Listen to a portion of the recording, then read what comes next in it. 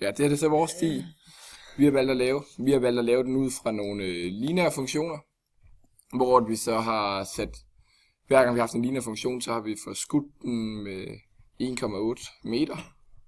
Og den 1,8 meter, den har vi fundet ved at bruge Pythagoras, hvor vi har haft hældningen på vores lineære funktion hver gang, og så har vi haft højden imellem og så har vi skulle finde højden imellem de to funktioner der. Og vi har vidst, at hypotenusen, som er afstanden mellem de to lineære funktioner, Den skulle være 1,8. den skulle være 1,8. Og så når vi har lavet de lineære funktioner, så for at kunne sætte dem sammen med forskellige hældninger, så har vi brugt nogle cirkelbuer. Der kan jeg lige zoome ind her engang og vise. Og de her cirkelbuer, der har vi så sørget for, at de har haft centrum i samme punkt, men at de har været forskudt med en radius, der er 1,8 større. Så de hele tiden holder afstanden 1,8 mellem hinanden.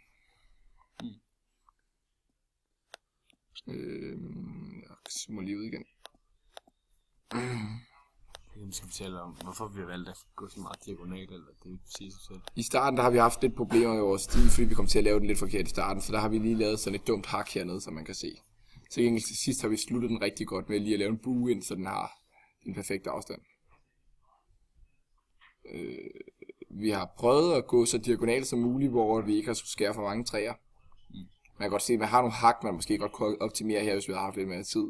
Her og her blandt andet. Men ellers er det tæt på noget af det hurtigste. Så har vi vurderet, at det her træ, det er et træ, det her. Resten af cirklen, de er ikke træ. Det der, det er ikke et træ, og det der er heller ikke træ. Det der er heller ikke træ.